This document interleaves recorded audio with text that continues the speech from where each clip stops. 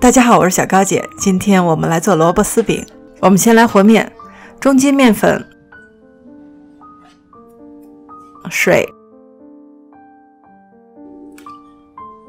酵母，让酵母先吸收水、盐、油。你可以留一点水，不要倒进去，需要的时候再加。大概把水和干面粉混合均匀，这是一个非常软也非常粘手，但是呢还可以成团的一个面团。醒面20分钟，20分钟之后手打湿了再揉面，就不会粘手了。稍微揉面1-2分钟，面团的表面变光滑就好。醒面1个半小时以上，让面筋完完全全的放松。先泡一点虾仁，用1半的萝卜就够了。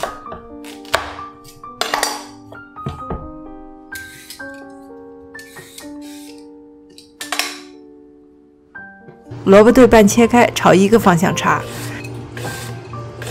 剩下的一点不要再插了，小心把手指划破，用刀切丝就好。这样一个方向的擦萝卜，擦出来的萝卜丝呢，长短都是一样的，而且不会有碎渣子。生萝卜的味道呢会比较冲一点，把它用开水烫一下，很短暂，大概15秒，然后过冷水处理之后呢，萝卜的味道就会变得柔和，而且还带一点点脆脆的口感。挤掉多余的水分。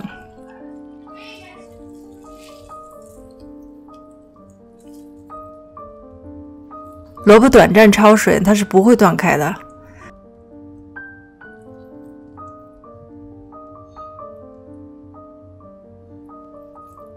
粉丝也烫一下，1分钟左右，刚刚变软就捞出来。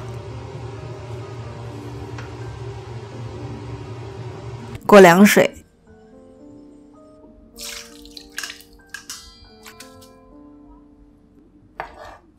切开。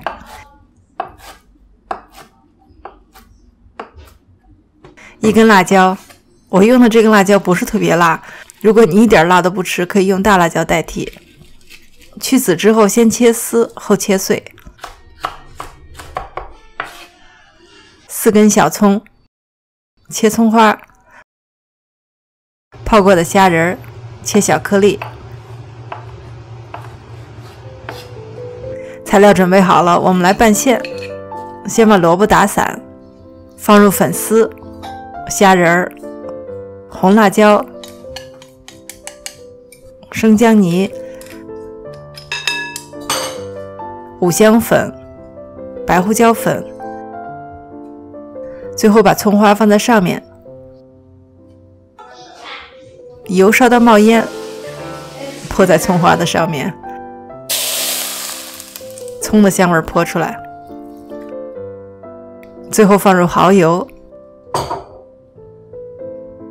香油和盐。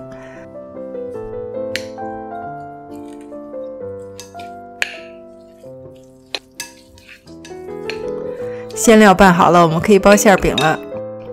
手上抹一点油，揪一个小面团，面筋已经完全放松了，很轻松的就可以把它扯长。等一下你包的时候呢，就会比较容易。光面朝下，轻轻的把小面团拉开，放上馅料，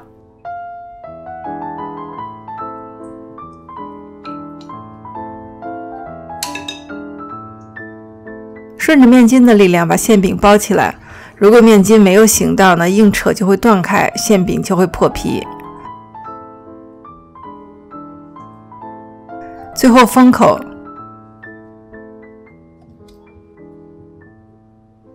你看包好之后，我的手干干净净的，也不会粘面团。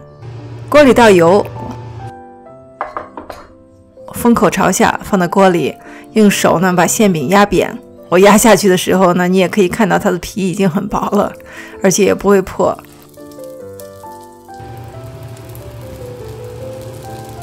底面定型之后呢，翻面，